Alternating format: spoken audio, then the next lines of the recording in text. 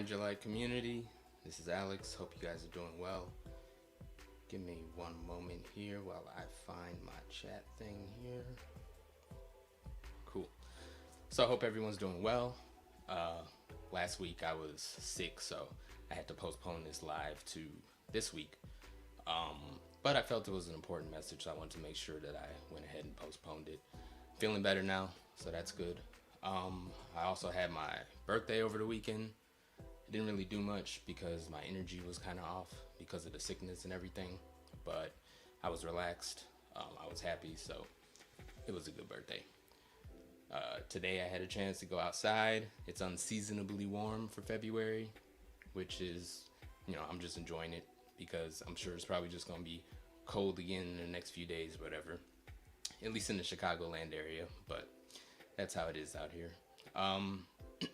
So today, my intention is to touch base on some of what I started talking about last week. What I was talking about last week was sugar and basically the effect that sugar has on our body. So I believe we have a trinity of forces that work towards our well-being, and that's the mind, that's the body, and that's the spirit. So knowing that our body is the vessel that helps us experience this world through all the different senses, it would make sense that we should try to take care of that body. We only get one of them. So sugar is one of those key things that we should pay attention to in regards to making sure our body is in good shape. So as always, if you find this information useful, please like and comment. If you have any personal stories or things where you've run into sugar or stories about sugar consumption, feel free to share those. Another reminder is I do have an engagement challenge going on in my group right now. So whoever has the highest engagement at the end of a month, which I think will be at the end of next week, will get a $25 gift card from Amazon. So just wanted to remind everyone about that. So my connection to sugar in the past, it wasn't ever really anything that I really paid attention to. When I was growing up, the most I really even paid attention to in regards to sugar was when my mom would mention, watch out your sugar intake because diabetes runs in the family. Or she would just say, watch the sugar intake just because it affects the African American community as a whole. But other than that, I didn't really pay attention to it. I was young. I didn't care. I was literally eating sugar cubes. I remember playing basketball outside with my friends and stuff. And then I don't even know why we had sugar cubes, but I was eating them like a horse. I wasn't really thinking about it. And that's how it was for many years. I didn't really care too much about sugar, but I remember I got older and I had one job where I was eating a TV dinner every day for lunch, and I wasn't looking at sugar, I wasn't looking at sodium, I wasn't looking at any of that. But I remember it was at that particular job that was the first time where I actually started to pay attention to my nutrition. How that came about was they had a wellness exam at that job. Now, it wasn't mandatory, but they said you get a discount on the health insurance if you go to the wellness exam. I didn't really want to do it, but at the same time, I wanted that discount. So I decided to do the wellness exam. So I got my blood drawn there. And I think that was the first time I got my blood drawn for a while and stuff. And what I found out was that I actually had higher than normal cholesterol.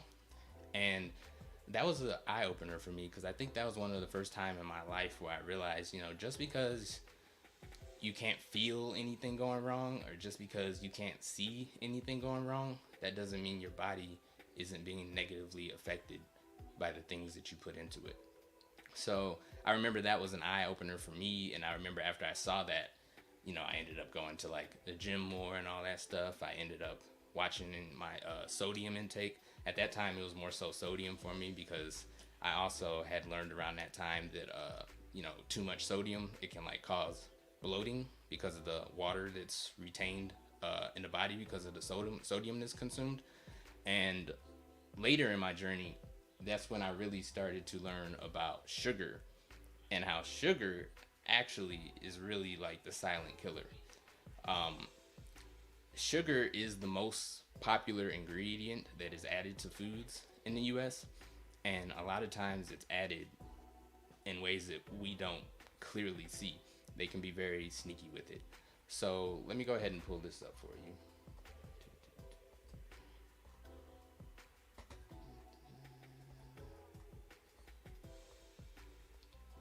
So let's go over a little bit about blood sugar and why it's important to keep it balanced. So, blood sugar essentially is the concentration of glucose in the blood. Glucose is our body's preferred main energy source.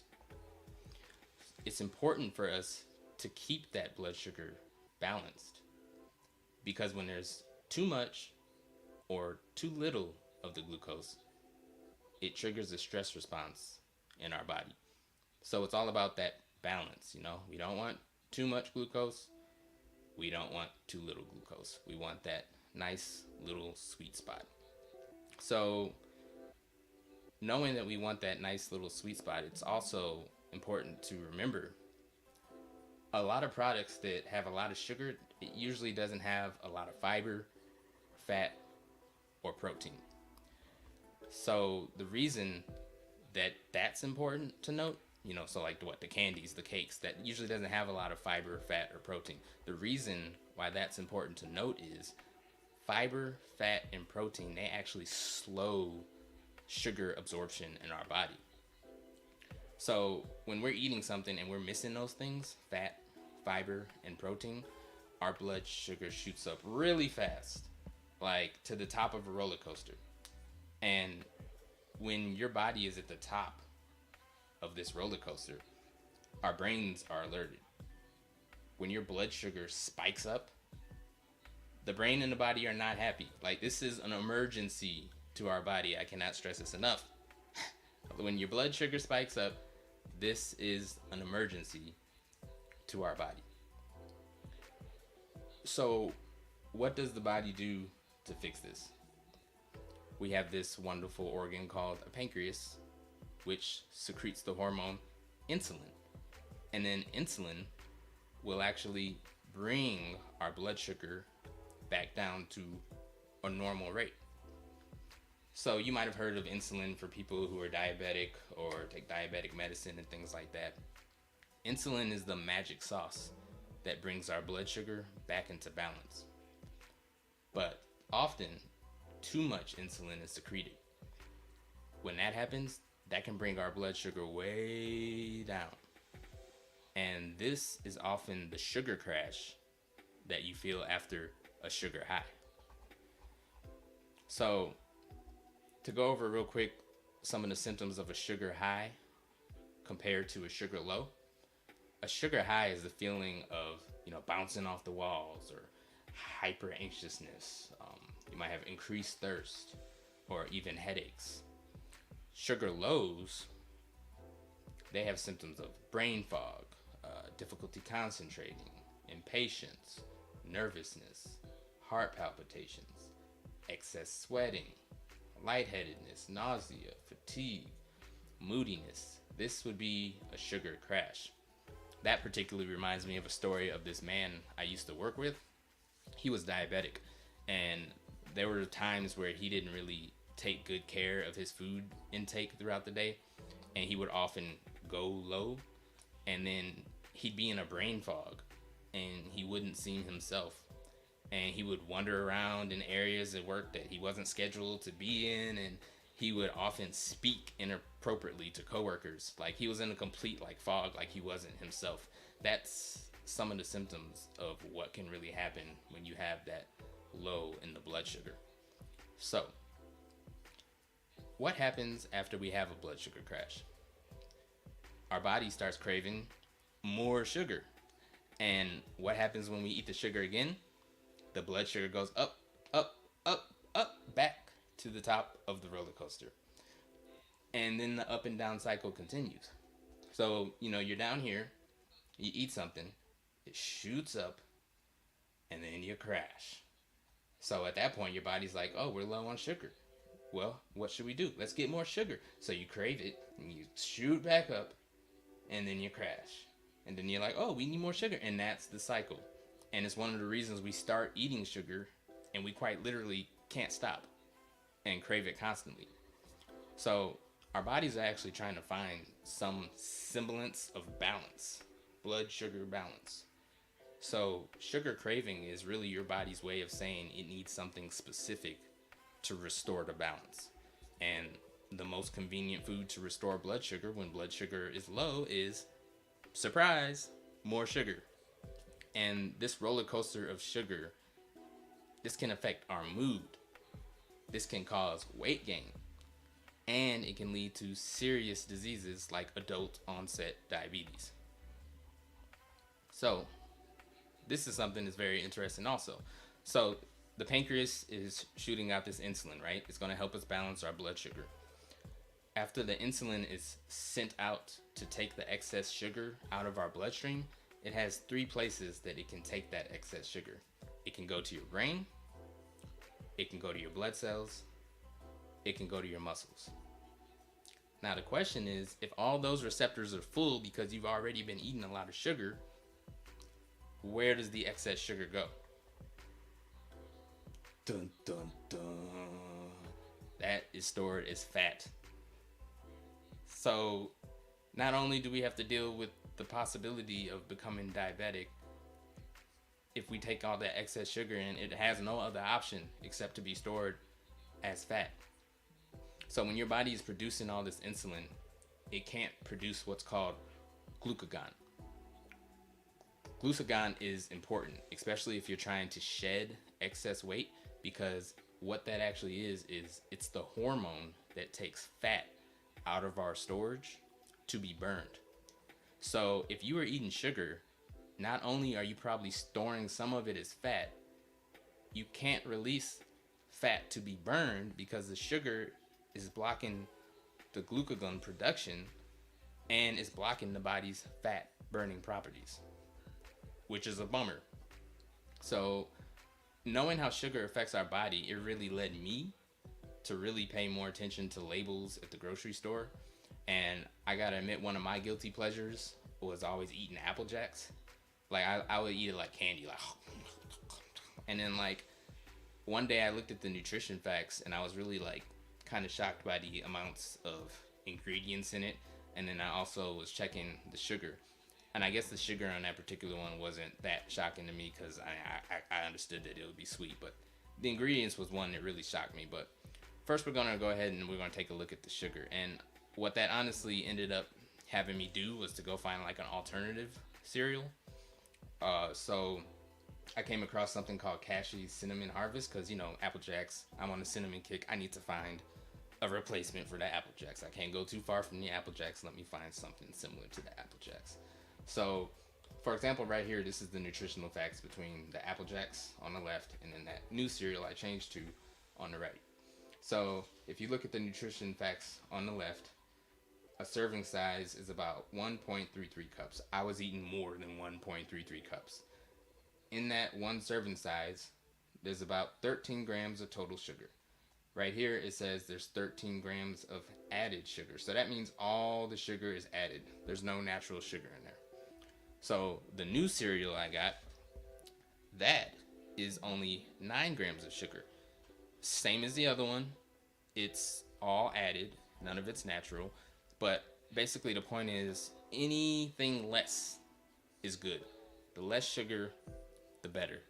Because besides making stuff taste sweet, a lot of times sugar isn't really giving us any benefit that we want. So looking at this, you're like, okay, the sugar difference isn't that big. What I want to really point out is the ingredients. When it comes to the ingredients and the things that we eat, the best recommendation I can give is less ingredients, the better. So take a look at the ingredients between Apple Jacks and then the Cashew. Wow. Like, why? Do you see all these ingredients for the Apple Jacks, right? And then this is for the Cashew.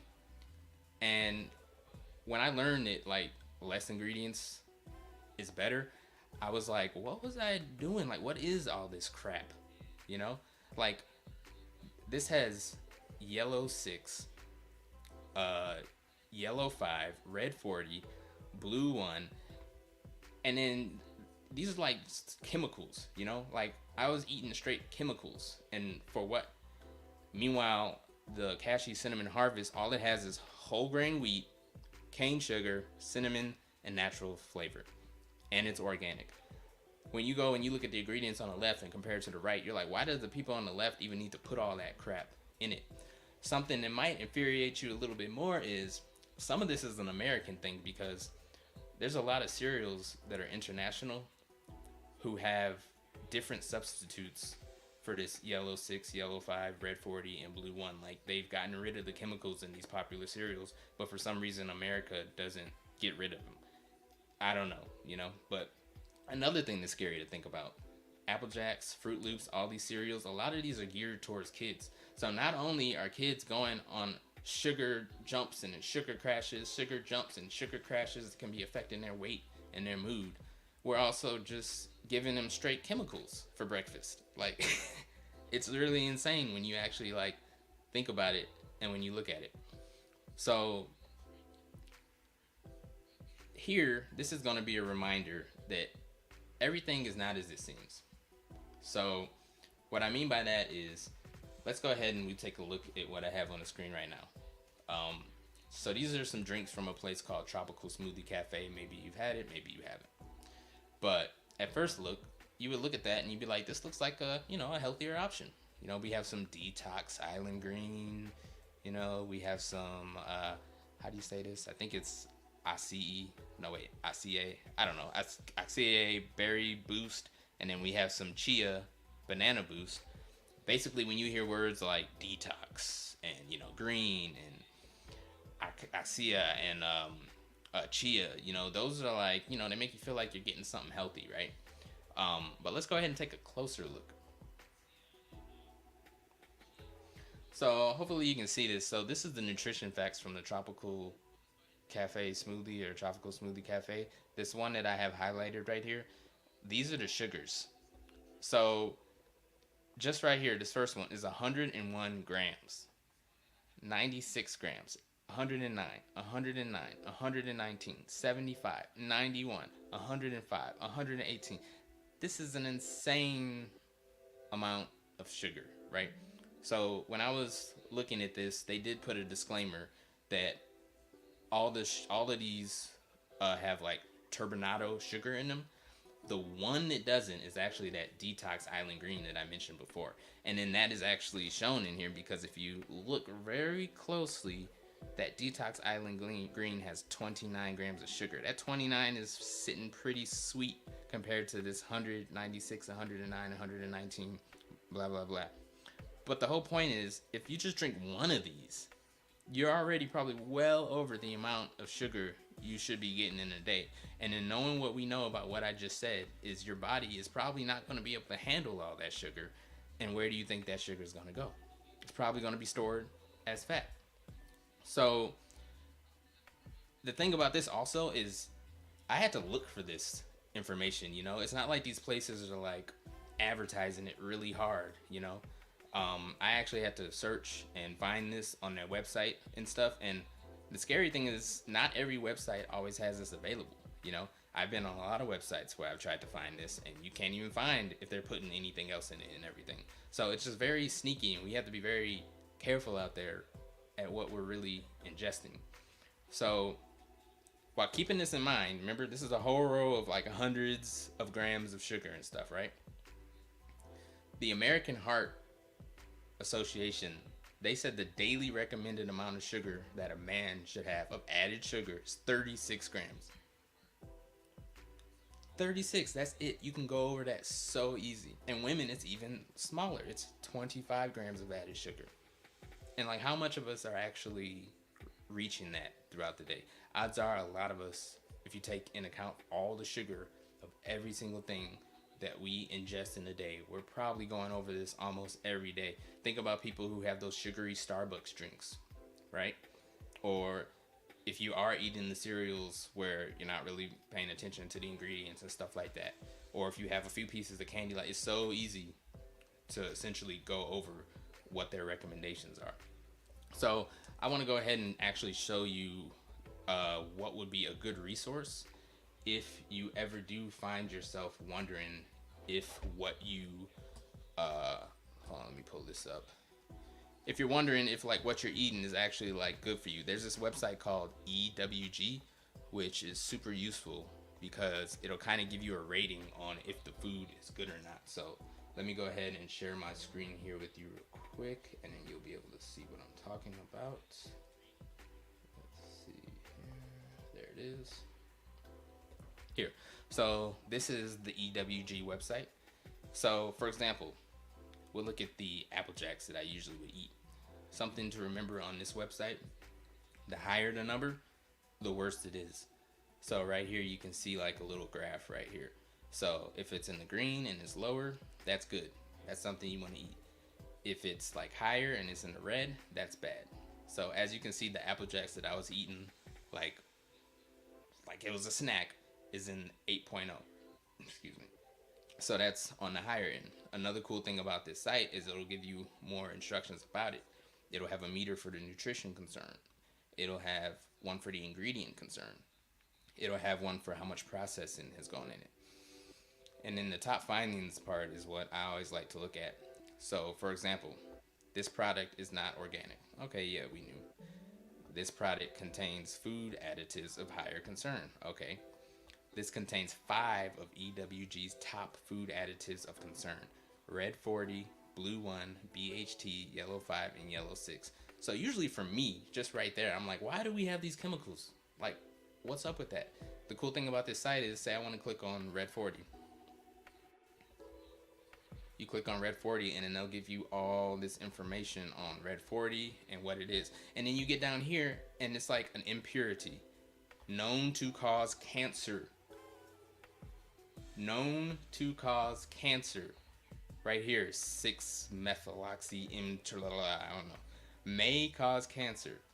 Another one, known to cause cancer. Why do we have these chemicals in here that are known to cause cancer, and they're in our cereal? And like I said, these are cereals that are being promoted to kids. It's sickening, right? So anyway, EWG is a great site if you want to check your stuff. Just to give you an example, let's look at that new cereal that I moved to, the Kashi. See, so now I'm at a 2.6. So I went from an 8.0 to 2.6, and I actually really enjoy this Kashi more than the Apple Jacks now. Like, the less ingredients that it has, I feel like your body can just feel the less ingredients, and you just feel like way better. But look, the nutrition concern is low, the ingredient concern is low, the processing concern is low. So yeah, this is an awesome site, EWG. I definitely recommend it to check the food scores. So let me stop sharing the screen here, and then we'll just jump back to that other one.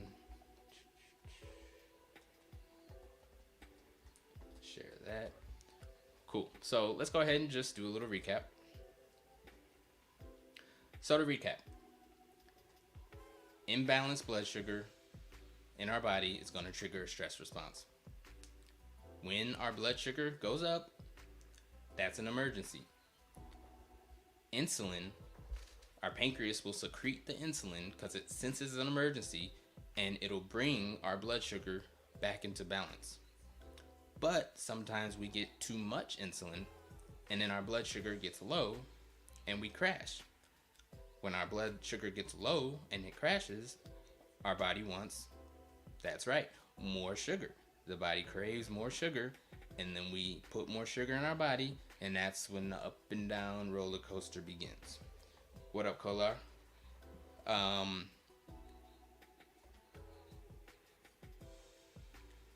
And to recap, once that excess sugar goes to our brain, it's got actually 3 places that it can go: to the brain, to the blood cells, and to the muscles.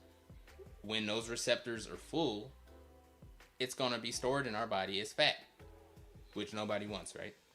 So essentially, we just need to pay more attention to nutritional facts and to the ingredients, because we have to become aware and conscious of how much sugar we are taking in, because simply changing sugar consumption, it can help improve mood, it can help improve energy, and it can help you lose weight. Knowing this information often isn't enough to drive us to action. I found that there's three key ingredients sometimes we need to make something stick. We need the right system, we need the right support, and we need the right accountability. So these are the times we're working with a life coach or a nutritionist. It can be really helpful to encourage your progress and to kick you in the rear when you make choices that are out of alignment with your goals. Um, Let's see what Kolar said. Interesting perspective. Even as non-diabetics, we are susceptible to sugars and overabundance and everything. Right, exactly. We are very susceptible. And I don't know if you were in here, Kolar, when I was just talking about the tropical smoothie part. If not, you could probably just watch the replay. But I literally was just going over like how much sugar is in some of these things, and you wouldn't even know unless you like physically go to these people's website, look it up. And you can read something like a detox island green, and you're like, oh, this is good for me, and then you actually look it up and you'd be like, there's like 100 grams of sugar in this thing. I don't want to talk bad about the detox island, because the detox island only had 29 grams, so it actually is one of the better options at Tropical Smoothie Cafe, but you get the point. But anyway, I know just me personally, when I started learning all this stuff about sugar, and I actually started like incorporating it and changing certain things, I noticed changes in my, like, I've always been on like the thinner side and all that, but if I ever do gain weight, it goes straight to my belly. And I remember at one point I cut out some sugars, and it was wild because I actually saw that belly fat start to come off without cardio and without even doing that much working out. It's literally just me taking that sugar out of my diet. It started to like burn some of my belly fat, which was like pretty cool. So as always, you can always like DM me if you're like interested in a free discovery call where we touch base on whatever challenges you are encountering, and then we can decide the best way to overcome those challenges. But I mean, if you found this video useful, please feel free to like the video or a comment, and feel free to share your thoughts on sugar consumption. Everybody who showed up to watch, thank you for showing up.